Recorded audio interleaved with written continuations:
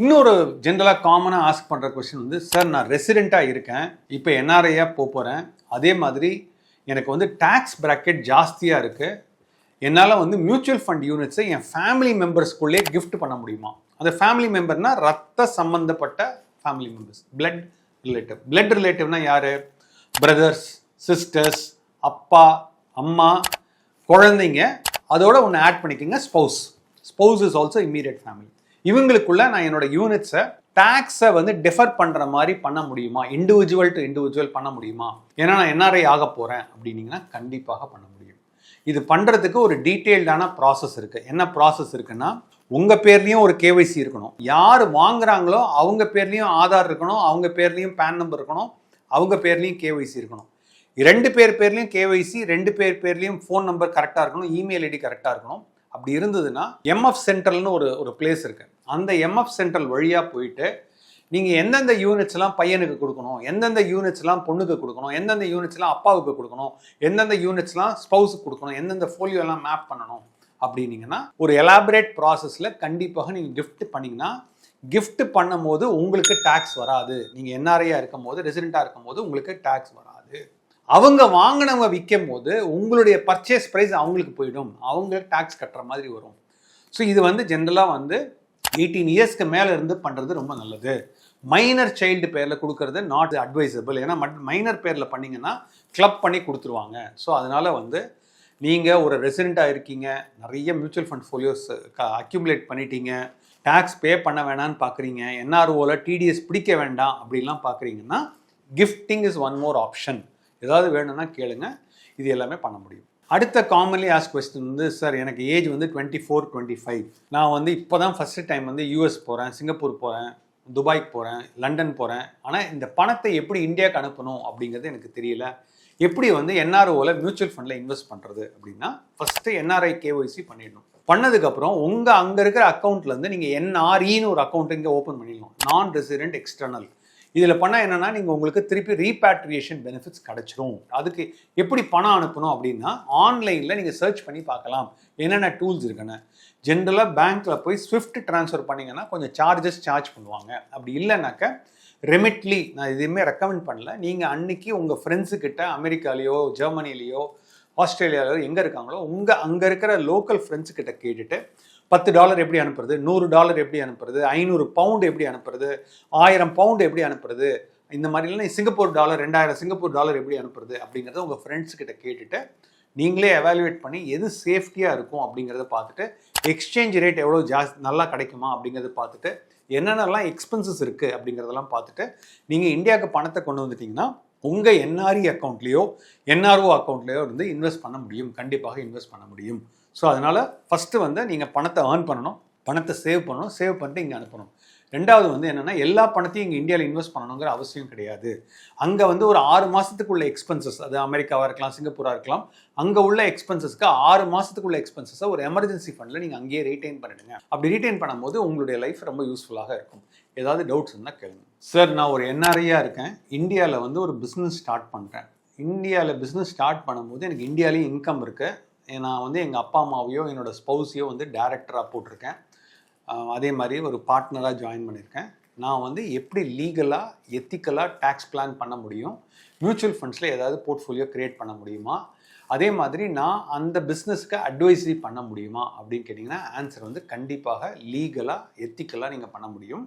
அப்படி பண்ணும்போது இந்தியாவை பொறுத்தளவுக்கு 12 லட்சம் ரூபாய் வரைக்கும் ஒருத்தர் வந்து டேக்ஸ் கட்ட வேண்டாம் அப்படிங்கிறது ஏப்ரல் 2026 வந்துருச்சு. ஸோ அதனால் வந்து ஃபினான்ஷியல் இயர் அசஸ்மெண்ட் இயர் நீங்கள் எது வேணால் சொல்லலாம். ஸோ இப்போ ஆக்சுவலாக வந்து ஏப்ரல் 2025 ஆரம்பித்து மார்ச் 2026 வரைக்கும் 12 லட்சம் சொல்லிட்டாங்க. அதனுடைய டேக்ஸ் ஃபைலிங் வந்து ஏப்ரல் 2026 மேலே நீங்கள் ஃபைல் பண்ணீங்க 12 lakhs வரைக்கும் நீங்கள் பிளான் பண்ணலாம் பர் பர்சன். ஸோ இது வந்து ஒரு ஆப்ஷன். ரெண்டாவது வந்து என்ன ஆப்ஷன் அப்படின்னு பார்த்தீங்கன்னாக்க, நீங்கள் வந்து பிஸ்னஸ்லாம் நடத்தணும், நீங்கள் ஒரு ஹிந்துவாக இருக்கீங்க அப்படின்னு சொன்னீங்கன்னா நீங்கள் கன்சல்டிங் இன்கம் கூட பண்ண முடியும். ஸோ கன்சல்டிங் இன்கம் பண்ணுறதா இருந்தால் ஹிந்துவாக இருந்தீங்கன்னா ஹிந்து அன்டிவைடட் ஃபேமிலின்னு ஆஸ் ஆஃப் டுடே இருக்குது. கவர்மெண்ட் வந்து இதை பற்றி இன்னொன்றும் பேசவே இல்லை, அது வந்து இன்னும் கண்டினியூஸ் ஆகிறதுனால அதுவும் நீங்கள் பண்ணலாம்.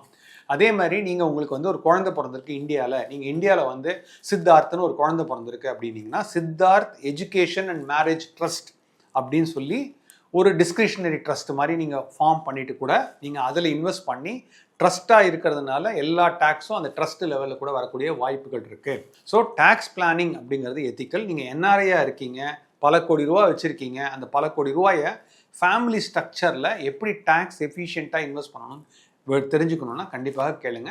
கண்டிப்பாக ஒரு 1-on-1 காலில் போய் பார்த்துட்டு என்ன தேவையோ இதுக்கு யாரை வந்து உங்கள்கிட்ட கன்சல்டேஷன் பண்ணணுமோ அந்த மாதிரி பண்ணிக்கலாம், கண்டிப்பாக பண்ண முடியும். சார் நான் வந்து டோஹாவில் இருக்கேன்.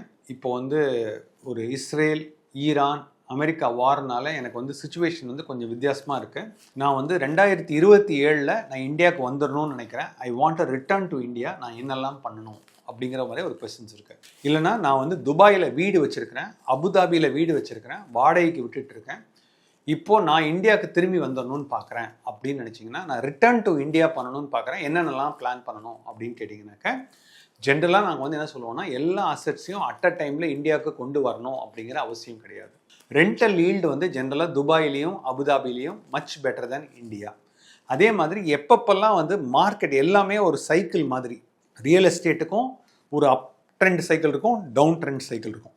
ஈக்விட்டி மார்க்கெட்டுக்கும் ஒரு அப் ட்ரெண்ட் சைக்கிள் இருக்கும், டவுன் ட்ரெண்ட் சைக்கிள் இருக்கும். கோல்டும் பார்த்தீங்கன்னா ஒரு 7 வருஷம் ஒன்றுமே பண்ணாமல் இருக்கும், அப்புறம் ஒரு 3 வருஷம் நல்லா மேலே போகும், அதுக்கப்புறம் ஒரு 5-6 வருஷம் ஒன்றுமே பண்ணாமல் இருக்காது. சில்வர் பார்த்தீங்கன்னா ஒரே வருஷத்தில் ஏறும் இறங்கும், ஒரே வருஷத்தில் இறங்கும். ஸோ ஒவ்வொரு அசட் கிளாஸும் மேலே போகும் கீழே போகும். உங்களோட ஒரே வேலை வந்து என்னென்னா, எந்த அசட் கிளாஸ் வந்து ரொம்ப அடிப்பட்டு உதப்பட்டு எல்லாரும் பயப்படுறாங்களோ அந்த அசட் கிளாஸை நீங்கள் வந்து பில்ட் பண்ணணும், டைவர்சிஃபை பண்ணணும். ஸோ நீங்கள் துபாயிலேருந்து இந்தியாவுக்கு வரீங்க, டோஹாலேருந்து இந்தியாவுக்கு வரீங்க அப்படின்னு சொன்னீங்கன்னா, கண்டிப்பாக இந்தியா வரத்துக்கு முன்னாடி ப்ராப்பராக பிளான் பண்ணுறது ரொம்ப ரொம்ப இம்பார்ட்டண்ட்.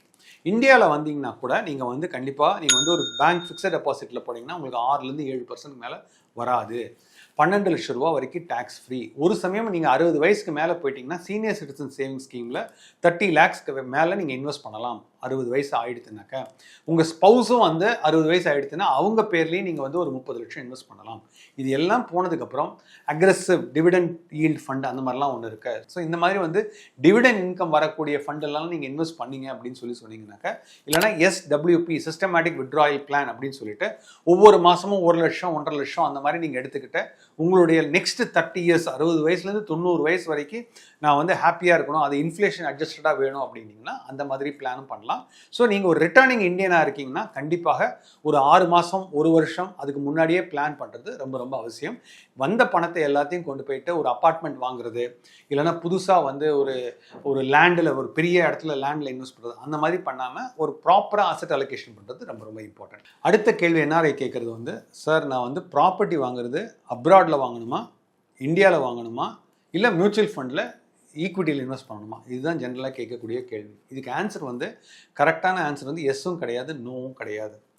நீங்கள் வந்து சொந்தமாக ஒரு இடத்துல போய் இருக்க போகிறீங்க, நெக்ஸ்ட்டு 15 வருஷத்துக்கு கண்டிப்பாக ஒரு இடத்துல நான் இருக்க போகிறேன்.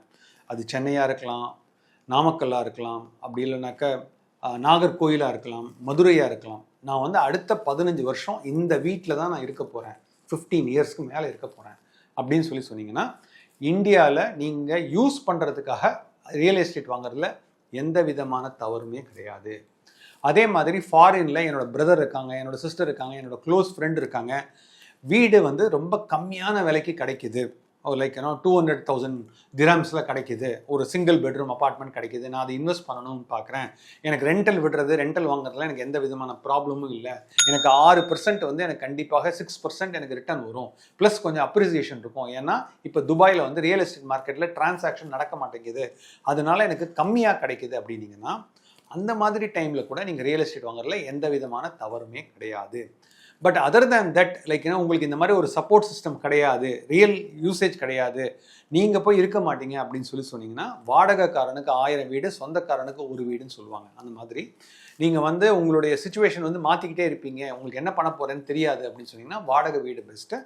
அந்த மாதிரியான டைமில் எந்த அசெட் வந்து கீழே விழுந்திருக்கோ, அது ஈக்விட்டி மார்க்கெட்டாக இருக்கலாம், கோல்டு மார்க்கெட்டாக இருக்கலாம், சில்வர் மார்க்கெட், எந்த அசெட் கிளாஸ் கீழே இருக்கோ அந்த மாதிரி இன்வெஸ்ட் பண்ணுங்கள். ஒன்று டூ இட் யுவர் செல்ஃபாக எல்லா விதமான நாலேஜு, ஸ்கில்லு, எக்ஸ்பீரியன்ஸ் எல்லாத்தையும் கெயின் பண்ணிட்டு நீங்களே பண்ணுங்கள். அப்படி இல்லைனா எங்களை மாதிரி ஒரு certified financial planar, mutual fund distributor, இல்லைனா RIA அந்த மாதிரி யாராவது கேட்டுட்டு பண்ணுறது ரொம்ப ரொம்ப நல்லது. உங்களுக்கு எந்த ஹெல்ப் வேணாலும் நீங்கள் கேளுங்க.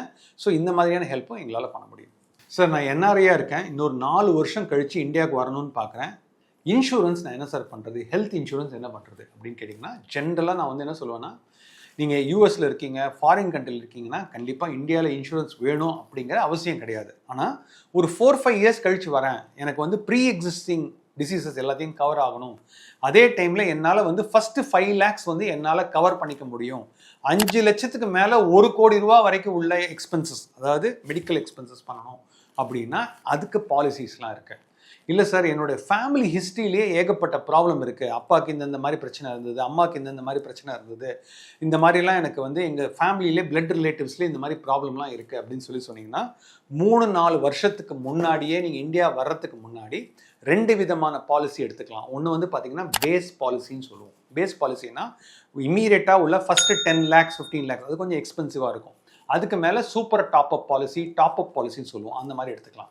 இல்லை சார், என்னோட ஃபேமிலி வந்து ஒரு நார்மலான ஃபேமிலியில் 4 பேர் இருக்கோம், 4 பேர் இந்தியாவுக்கு வர போகிறோம், எனக்கு வந்து ஒரு பேஸ் கவரேஜ் வேணும், எனக்கு எந்த விதமான பிரச்சனையும் இல்லை, ஆனால் பேஸ் கவரேஜ் வேணும் அப்படின்னா மல்டி ஃபேமிலி ஃப்ளோட்டர் பாலிசின்னு ஒன்று இருக்குது. அப்படின்னா மல்டி மெம்பர், அதாவது இண்டிவிஜுவலாக இல்லாமல் சிங்கிள் இண்டிவிஜுவலாக இல்லாமல் மல்டி ஃபேமிலி ஃப்ளோட்டர் பாலிசின்னு சொல்லி 10 லட்சம் பயன். இந்த மாதிரிலாம் பண்ணிங்கன்னா டிஸ்கவுண்ட் கிடைக்கும். ஒவ்வொரு 5 வருஷம் கிராஸ் பண்ணும்போது உங்களோட இன்சூரன்ஸ் ப்ரீமியம் இன்க்ரீஸ் ஆகும். ஸோ 40 வயசில் ஒரு பாலிசி எடுத்திங்கன்னா அப்போ ஒரு ப்ரீமியம் இருக்கும். ஏஜ் பிராக்கெட் 45 கிராஸ் ஆகும்போது இன்க்ரீஸ் இன் ப்ரீமியம் ரொம்ப ஜாஸ்தியாக இருக்கும். 50 ஆகும்போது அதை விட ஜாஸ்தியாக இருக்கும், 55 ஆகும்போது ரொம்ப ஜாஸ்தியாக இருக்கும், 70-75 போனீங்கன்னா ப்ரீமியம் வந்து ரொம்ப ஜாஸ்தியாக இருக்கும். ஸோ அதனால் இன்சூரன்ஸுங்கிறது அப்படிங்கிறது பெரிய சப்ஜெக்ட். ஜென்ரலாக இன்சூரன்ஸ் பொறுத்தளவுக்கு ஏஜென்ட் கிட்ட போகிறது வந்து ஒன்று, இன்சூரன்ஸ் கிட்ட புரோக்கர் கிட்ட போகிறது ஒன்று.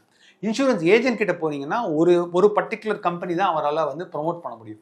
இன்சூரன்ஸ் புரோக்கர் கிட்ட போனீங்கன்னா அவர் வந்து கம்பேர் பண்ணி கொடுக்கறதுக்கான ஒரு வாய்ப்புகள் இருக்குது. ரெண்டாவது, இன்சூரன்ஸ் ஏஜென்ட் வந்து ஏஜ் வந்து ஏற்கனவே வந்து 50 வயசு ஆகிடுச்சுன்னா நீங்கள் 20 வருஷம் கழிச்சு பார்க்கும்போது அவருக்கு 70 இயர்ஸ் இருக்கும். ஜென்ரலாக வந்து இன்சூரன்ஸ் விற்றதுக்கப்புறம் போஸ்ட் டெலிவரி சப்போர்ட்டும் ரொம்ப ரொம்ப இம்பார்ட்டன்ட். ஸோ நீங்கள் அந்த ஒரு ஆஸ்பெக்ட்டை நீங்கள் வந்து எடுத்து பார்க்கணும்.